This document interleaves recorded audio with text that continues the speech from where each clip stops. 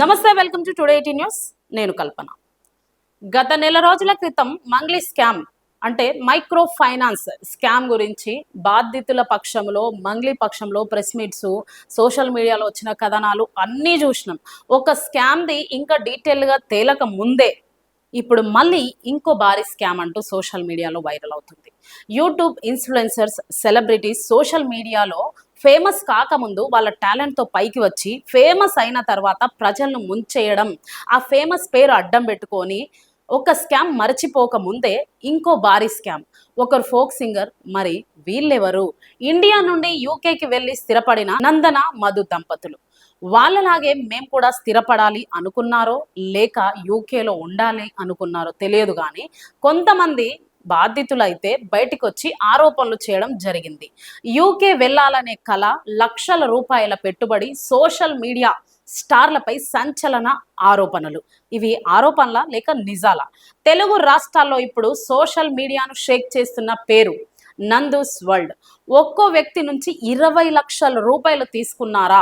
Cos visa పేరుతో భారీ మోసం జరిగిందా లేదా ఇది కేవలం కొందరు చేస్తున్న తప్పుడు ప్రచారమా? ఈ వివాదం వెనుక అసలు నిజాలేంటి? ఈ వీడియోలో పూర్తి వివరాలు తెలుసుకున్నాం. నందూస్ వరల్డ్ పేరుతో సోషల్ మీడియాలో ఎంతో పాపులారిటీ సంపాదించిన నందన మధు దంపతులపై ఇటీవల తీవ్రమైన ఆరోపణలు వైరల్ అవుతున్నాయి. మరి నందన మధు అయితే మా మీద కొంతమంది చేస్తున్న తప్పుడు ప్రచారాలు అని ఒక వీడియో కూడా రిలీజ్ చేయడం జరిగింది. అట్ ద సేమ్ టైం బాధితులు కూడా ఫోన్ పేల పేర్లతో డబ్బులు పంపించినట్టుగా ఆరోపణలు చేస్తున్నారు. సోషల్ మీడియా పోస్టులు, వీడియోల ప్రకారం UK certificate of sponsorship, cos jobs, వీసాలు ఇప్పిస్తామని చెప్పి పలువురు నుంచి భారీ మొత్తంలో డబ్బులు తీసుకున్నారనే ఆరోపణలు వచ్చాయి. కొందరు బాధితులు ఒక్కొక్కరి నుంచి సుమారు 20 లక్షల రూపాయల వరకు తీసుకున్నారని చెబుతున్నారు. ఇంకా కొందరు సోషల్ మీడియాలో చేసిన ఆరోపణల ప్రకారం అనేక మంది నుంచి కోట్ల రూపాయలు వసూలు చేసిన తర్వాత మా ఫోన్ కాల్స్ ఎత్తడం లేదు, మా మెసేజ్లకు రిప్లై ఇవ్వడం లేదు, స్పందించడం లేదు అని తెలియజేస్తున్నారు.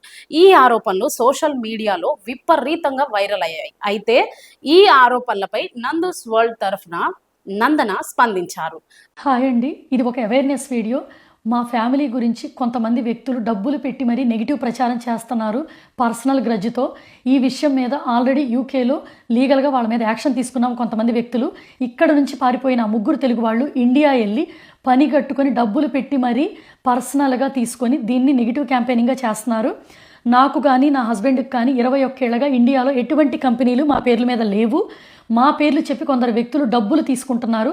ఇటువంటి వాటిని నమ్మకండి. మాకేదున్నా యూకేలో మాత్రమే ఉంది.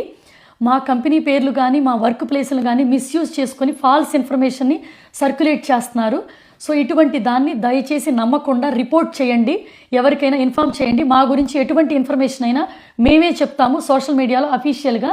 And thank you so much. అవేర్గా ఉండండి, ఫాల్స్ ఇన్ఫర్మేషన్ని బిలీవ్ చేయకండి, సర్క్యులేట్ చేయకండి.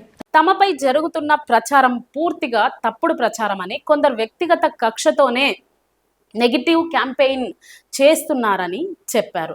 తమ పేరు చెప్పి మరికొందరు, ఇక్కడ చాలా జాగ్రత్తగా ఆలోచించాల్సిన విషయం ఏంటంటే, మైక్రో ఫైనాన్స్ గురించి మంగ్లీ కూడా ప్రెస్ మీట్ పెట్టి నా పేరు వాడుకొని ఇంకా కొంతమంది డబ్బులు వసూలు చేశారేమో, నేను కాదు అన్నారు. ఇప్పుడు మధు కూడా ఏం చెప్తున్నారంటే మరికొందరు డబ్బులు వసూలు చేస్తున్నారని కూడా ఆమె ఆరోపించింది. ఇప్పటికే యూకేలో కొంతమందిపై లీగల్ యాక్షన్ కూడా తీసుకున్నామని ఆమె చెప్పారు. దీంతో సోషల్ మీడియాలో 2 వర్గాల మధ్య తీవ్ర చర్చ అయితే మొదలైంది. ఒకవైపు బాధితులము చెప్పుకునే వ్యక్తులు ఆరోపణలు చేస్తుండగా, మరోవైపు నందూస్ వరల్డ్ మాత్రం ఇవన్నీ తప్పుడు ప్రచారం అని చెబుతుంది. మరి బాధితులని వచ్చిన వాళ్ళ డబ్బులు ఎక్కడికి పోయాయి? ఫోన్పేలో వస్తున్న ఆధారాలు కరెక్టేనా లేదా? ప్రస్తుతం ఈ వ్యవహారంపై అధికారిక దర్యాప్తు లేదా కోర్టు తీర్పు వెలువడినట్లు స్పష్టమైన సమాచారం అయితే లేదు. అందువలన సోషల్ మీడియాలో వైరల్ అవుతున్న ప్రతి సమాచారాన్ని జాగ్రత్తగా పరిశీలించడం ఎంతో అవసరం. అయితే నందూస్ వరల్డ్ యూకే వీసా వివాదంపై మీ అభిప్రాయం ఏంటి? ఇది నిజమైన స్కామా, లేకపోతే తప్పుడు ప్రచారమా, లేకుంటే వాళ్ళ ఫేమస్ అయిన పేరును వాడుకొని ఇండియాలో ఉన్న వాళ్ళు ఈ స్కామ్ చేశారా? ఒకవేళ ఇది స్కామే అయితే మోసం చేసే వాళ్ళు ఉన్నంతకాలం మోసపోయే వాళ్ళు ఉంటారు, జాగ్రత్త. ఇది రూపాయి కాదు, 2 రూపాయలు కాదు, 20 లక్షల రూపాయల ట్రాన్సాక్షన్ చేసే ముందు ఆలోచించాల్సిన విషయం ఎంతైనా ఉంది కదా. మరి బాధితులు డబ్బులు పంపించేటప్పుడు ఆలోచించాలి. సో ఇలాంటి భారీ స్కామ్స్ ఎన్నో చూస్తున్నాం. సోషల్ మీడియాలో ఎంతోమంది అవేర్నెస్ ఇస్తున్నారు. అయినా కూడా ఇంకా మోసపోతూనే ఉండడం ఇది ఎంతవరకు కరెక్ట్? అందుకే ఇక ముందైనా ప్రజలు అప్రమత్తంగా ఉండాలి, జాగ్రత్తగా ఉండాలి. అలాగే మీ అభిప్రాయాన్ని కామెంట్ చేయండి.